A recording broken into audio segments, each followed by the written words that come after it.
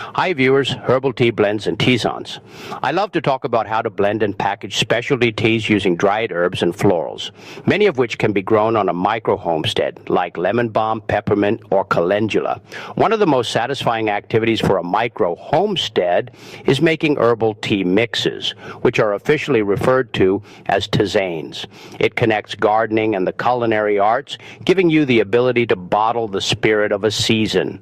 Tisanes are caffeine-free infusions produced from flowers, leaves, roots, and bark, as opposed to authentic teas made from the Camellia sinensis plant, such as black or green tea.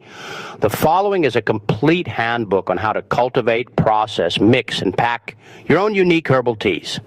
The first step is to cultivate and find ingredients. The quality of the raw material is the basis for a great tea blend. Although dried herbs are available for purchase, growing them on a micro homestead gives you control over freshness and guarantees that no pesticides are used. The big three for beginners: peppermint, along with other mints. This is your workhorse. It serves as a solid, revitalizing foundation. To keep mint from dominating your garden, it should always be planted in containers. Lemon balm, a plant in the mint family with a unique, bright citrus flavor. It's great for lowering stress and anxiety. It thrives in direct sunlight and grows quickly, much like mint. Calendula, this is the sunshine of the combination. They are primarily used for medicinal purposes, skin and gut health, and for their beauty, despite having a light, somewhat resinous taste. Any combination appears expert and high-end due to the vibrant orange and yellow petals. Minor crops. Think about cultivating nettle, a nutrient-dense superfood with an earthy flavor. Lavender, used in moderation for floral overtone. And chamomile for sweetness and tranquility. To increase complexity, purchase certain items such as ginger root, dried berries, or cinnamon chips from reputable organic bulk vendors if you are unable to cultivate them yourself. Step 2, accurate harvesting. The time of day you harvest is extremely important. When the plant's volatile oils, the source of flavor and aroma, are at their peak, you want to capture it. The morning rule. Mid-morning, when the dew has dried but before the hot sun starts to bake the oils out of the leaves, harvest your herbs. Method: leaves, lemon balm, mint. Cut off the top 3 to 4 inches of new growth. This promotes the plant's growth.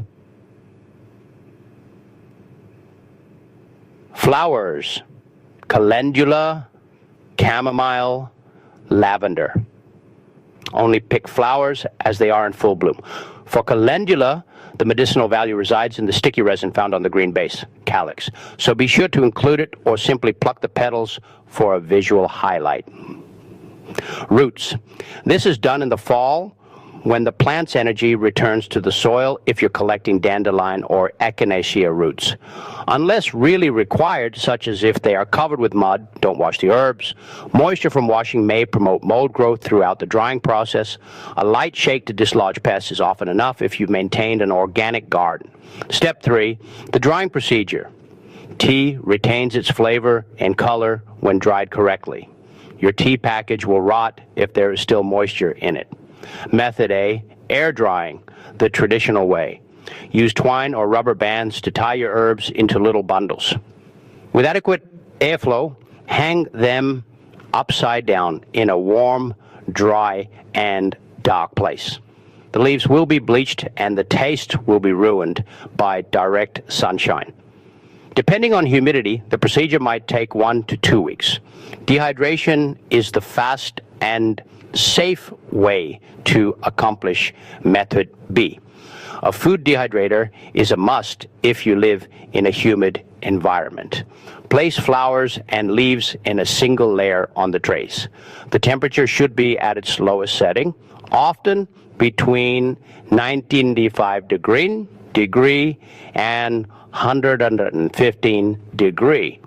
Herbs are sensitive and their flavor will be destroyed by high temperature cooking. The crackle test. Your herbs are ready, when they are crack or dried. When you pinch a leaf, it should either break or shatter right away. It shouldn't bend. If it bends, it needs more time. After the leaves have dried, remove them from the hard stems, garbling, and keep them in an opaque, airtight container until you're ready to mix. Step 4, knowing the flavor. Architecture balance is the key to blending, not just throwing things together. A blend is made up of 3 ingredients: the base, the modifier, and the accent. The base, 60-70%. This is the canvas. It should be plentiful and moderate. Peppermint, nettle, raspberry leaf, and red clover are all excellent bases. The modifier, 20 to 30%. This gives the tea its distinctive personality or high note. Lemon balm, lemongrass, ginger, and dried berries are a few examples. The accent, 5 to 10%. It's used to provide visual appeal or a powerful burst of flavor. Rose petals, lavender buds, blue cornflowers, or calendula petals fall under this category. Step 5, creating the mixes. Recipes. Use a large stainless steel bowl when mixing.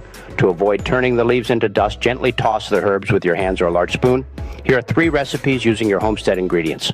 Blend 1, the Garden Calm, relaxation. Lemon balm, base modifier, is used in 3 parts. 1 portion peppermint base, profile, citrusy, flowery, and incredibly relaxing. Mix 2. Winter wellness, immune support, peppermint base. In 2 parts, 1 portion of rose hips or elderberries, modifier. Obtain them from another source if you don't cultivate them. Profile, earthy base notes accompany tart, berry, and cooling mint flavors. Mix 3, Homestead Gold, digestion, 2 parts, peppermint base, 1 part dried chips of ginger root, modifier. Profile, sweet, spicy, and warm. Step 6, presentation and packaging. Maintaining the volatile oils and promoting the experience are the 2 functions of packaging. The container dried herbs are susceptible to heat, air, moisture, and light. Craft bags. The industry standard is resealable. Craft paper pouches lined with foil. They shield against light and air. Tell the user to keep any bags with a window to display the lovely mixture in a cabinet rather than on a windowsill. Metal tins with double lids are ideal for preservation and have a high-end appearance. Glass jars, although lovely, glass lets light through. Use amber glass or advise dark storage when using glass. The brand. Your label should contain the following information.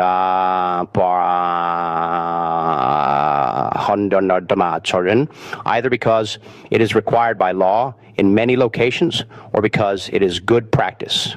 Net weight, measured in ounces or grams. Brewing, instructions. This is crucial to ensuring customer happiness.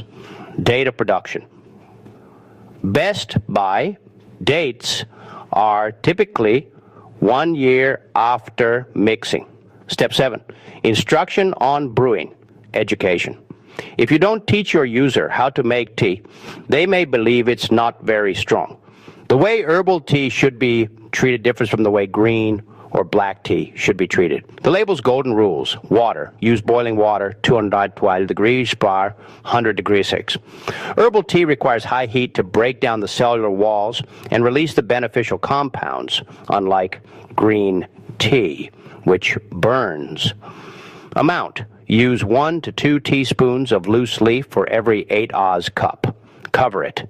When steeping, tell the user to cover their mug or teapot.